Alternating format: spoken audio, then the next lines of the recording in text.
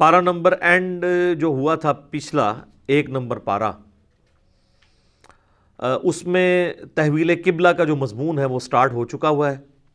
یہ بہت اہم مضمون ہے، اسی لیے آپ دیکھیں گے کہ مسلسل کئی رکوع جو ہے وہ تحویل قبلہ کے اوپر آئے ہیں، چونکہ اللہ تعالیٰ نے پرانی امت مسلمہ یعنی بنی اسرائیل کو معزول کر کے نئی امت مسلمہ یعنی بنو اسماعیل کو اٹھانا تھا اور ان کے ذریعے باقی لوگوں تک جو دعوت پہنچنی تھی، تو اس کے سمبل کے طور پہ اللہ تعالیٰ نے تحویل قبلہ کر دیا۔ یروشلم جو کئی صدیوں سے سابقہ امت مسلمہ کا قبلہ تھا، اس کو چینج کر کے دوبارہ سے قبلہ ابراہیمی کو قبلہ بنا دیا گیا، یعنی مکہ مکرمہ کو۔ ایک متھ جو پبلک کے اندر مشہور ہے، ہم عموماً یروشلم کے لیے، جسے ہم ایلیا بھی کہتے ہیں، بیت المقدس بھی کہتے ہیں، اور بعد میں وہاں پہ مسجد اقصیٰ بھی بن گئی، قبلہ اول کا لفظ استعمال کرتے ہیں، تو یہ بالکل غلط ٹرمنالوجی ہے۔ اصل میں وہ قبلہ اوسط ہے۔ قبلہ اول بھی خانہ کعبہ ہے، اور قبلہ آخر یعنی فائنل جو قبلہ ہے وہ بھی خانہ کعبہ ہی ہے۔ اور اس کے ثبوت کے اندر جو سورہ آل عمران کی آیت آتی ہے، پارہ نمبر 3 کے بالکل سٹارٹ کے اندر ہی اللہ تبارک و تعالیٰ نے اس حوالے سے ڈسکشن کی ہے،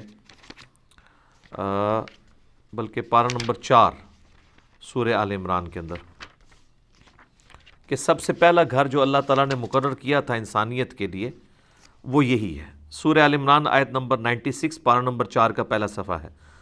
اعوذ باللہ من الشیطان الرجیم، ان اول بیت وضع للناس، بے شک پہلا گھر جو کہ وضع کیا گیا تھا، مقرر کیا گیا تھا لوگوں کے لیے، للذی ببکۃ مبارکہ، وہ ہے جو شہر بکہ کے اندر ہے۔ یہ بکہ اور مکہ دونوں ہی ایک شہر کی پروننسیشنز ہیں، 2 لفظ استعمال ہوئے ہیں۔ جس طرح میں اکثر مثال دیتا ہوں کہ ہمارے پڑوسی ملک انڈیا کے اندر بامبے اور ممبئی، وہاں پہ بھی میم اور با کا فرق ہے، ایک ہی شہر کے لیے استعمال ہوتے ہیں۔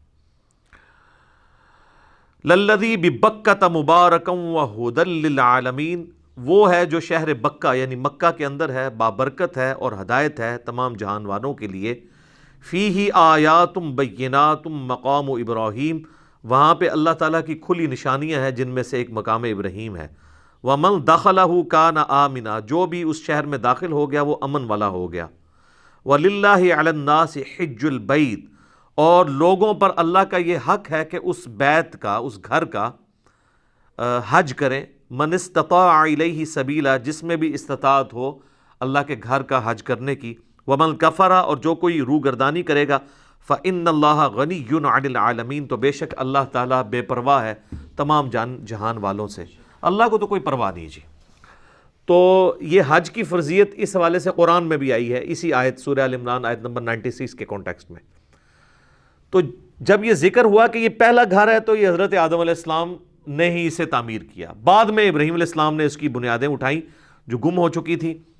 اور بخاری مسلم میں حدیث ہے، نبی علیہ السلام نے فرمایا، اے عائشہ، اگر مجھے تیری قوم کا خیال نہ ہوتا کہ یہ نئی زمانہ جاہلیت سے پھر کے اسلام کی طرف آئی ہے، تو میں حتیم کو توڑ کر خانہ کعبے میں داخل کر دیتا اور اسے ابراہیمی بنیادوں پر کھڑا کر دیتا۔ ابراہیمی بنیادوں میں جو حتیم کعبہ ہے وہ کعبے کا حصہ ہے۔ وہ صحیح بخاری میں آتا ہے کہ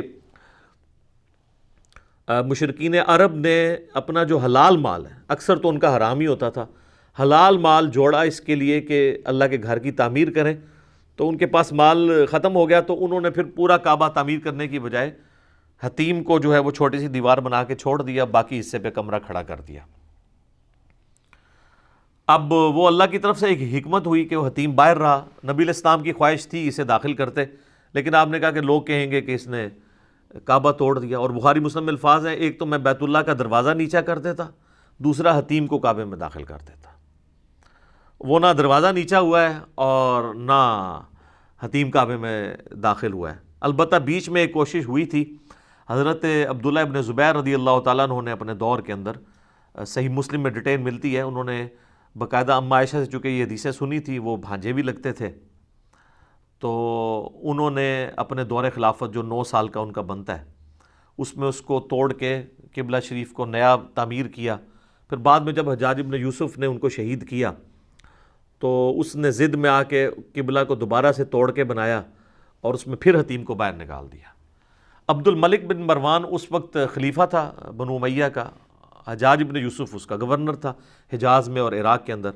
اس کو جب بعد میں پتہ چلا کہ یہ تو نبی علیہ السلام کی بھی خواہش تھی، تو اس نے پھر کہا افسوس، یہ صحیح مسلم میں الفاظ ہیں، اگر مجھے پہلے پتہ ہوتا تو میں حجاج بن یوسف کو کبھی اجازت نہ دیتا کہ وہ بیت اللہ کو توڑے عبداللہ ابن زبیر کی ضد میں۔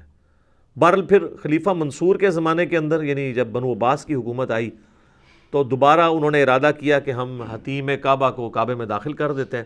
تو امام مالک رحمہ اللہ تعالیٰ، چونکہ وہ کافی اثر و رسوخ رکھتے تھے علمی طور پہ، انہوں نے پھر منصور کو مشورہ دیا کہ یہ کام تم نہ کرو، ورنہ یہ حکمرانوں کی کھیل بن جائے گا۔ کل کو کسی اور کی حکومت آئے گی تو وہ بنو عباس، بنو امیہ، یہ خاندانوں کی ٹسل کو سمجھتے ہوئے کعبے کو توڑتے اور بناتے رہیں گے۔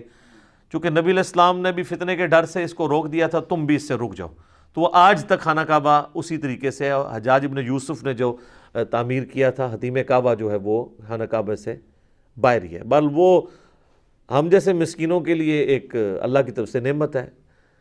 آج بھی آپ دیکھیں وہ کعبے کا دروازہ کتنا اونچا ہے، وہ قد آدم سے بھی اونچا ہے، کم از کم 8-9 فٹ ہے۔ آپ یعنی یوں ایک 6 فٹ کا بندہ بھی ہاتھ رکھے تو جسٹ اس کی دہلیز تک پہنچتا ہے۔ صرف حکمرانوں کے لیے وہ سیڑھیاں لگائی جاتی ہیں، وہ پہلے بھی یہی کچھ ہی ہوتا تھا۔ تو عام لوگوں کو ایک ایسے کعبے میں داخل ہونے دیتے ہیں جس طرح آج کل صرف حکمرانوں کو جانے دیتے ہیں۔ تو یہ اللہ کی طرف سے کرم ہوا ہے کہ عام آدمی بھی کعبے کے اندر کھڑے ہو کے نماز پڑھ سکتا ہے، حتیم کعبہ میں کھڑا ہو تو وہ کعبے کے اندر ہے۔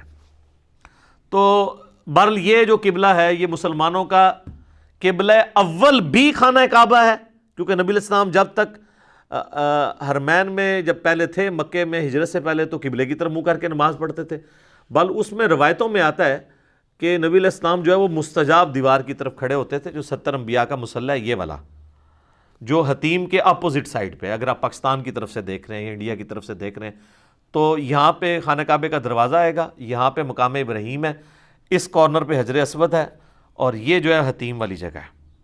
یعنی پاکستان سے اگر آپ ایریل ویو دیکھ سکیں نا سامنے، تو آپ کو یہ ساری جگہ نظر آئیں گی۔ تو یہاں پہ 70 انبیاء کا مصلی ہے، جو کہ رکن یمانی سے حجر اسود تک، جو ابو داؤد میں آتا ہے کہ نبی علیہ السلام طواف کے دوران یہاں پہ دعا پڑھتے تھے، ربنا آتینا فی الدنیا حسنہ وفی الآخرۃ حسنۃ وقنا عذاب النار۔ تو یہ والی جو دیوار ہے، اگر اس طرف کوئی بندہ کھڑا ہونا تو اس کا رخ اس قبلے کی طرف تو ہوتا ہی ہے۔ جو بیت المقدس ہے وہ اس دیوار کے بالکل اپوزٹ سائڈ کے اوپر ہے، دونوں قبلوں کی طرف آپ کا منہ ہو جاتا ہے۔ اس لیے تو نبی علیہ السلام کو پھر بعد میں حکم دیا گیا، حضرت عمر کا بھی مشورہ تھا، اور صحیح بخاری مسلم میں آتا ہے اللہ تعالیٰ نے آیات نازل کر دی کہ وَاتَّخِذُوا مِن مَّقَامِ إِبْرَاهِيمَ مُصَلَّىٰ، جو ہم پہلے پڑھ چکے ہیں کہ ابراہیم کے کھڑے ہونے کی جگہ کو اپنا مصلی بناؤ۔ اب ابراہیم کے کھڑے ہونے کی جگہ تو یہ تھی، اگر ابراہیم کے کھڑے ہونے کی جگہ بنائی جائے تو بیت المقدس تو رائٹ سائڈ پہ رہ جاتا ہے۔ تو یہ بھی قرآن میں اشارہ ہے کہ ابراہیم کا بھی قبلہ کون سا تھا؟ خانہ کعبہ۔ تو اس سے یہ بات پتہ چلی کہ ابراہیم علیہ السلام تک قبلہ خانہ کعبہ تھا، اس کے بعد بنی اسرائیل کے لیے انہی کی اولاد میں اسے یروشلم کیا گیا، اور پھر یروشلم سے دوبارہ قبلہ اول بنا دیا گیا اسے۔ تو یروشلم جو ہے قبلہ اوسط ہے، درمیانی قبلہ، کیونکہ اگر مقام ابراہیم یہ ہے تو مقام ابراہیم اگر یہاں پہ ہوتا پھر تو میں مان جاتا کہ دونوں قبلوں کی طرف منہ کرتے تھے۔ جب مقام ابراہیم ہے ہی ایسی جگہ کے اوپر ہے کہ جب صرف اسی قبلے کی طرف منہ ہو سکتا ہے، تو ابراہیمی قبلہ بھی خانہ کعبہ ہے، اور قرآن میں اس کا اشارتاً آگے ذکر بھی آئے گا کہ یہ اہل کتاب کو یہ پتہ ہے کہ اصل ابراہیمی قبلہ یہی ہے۔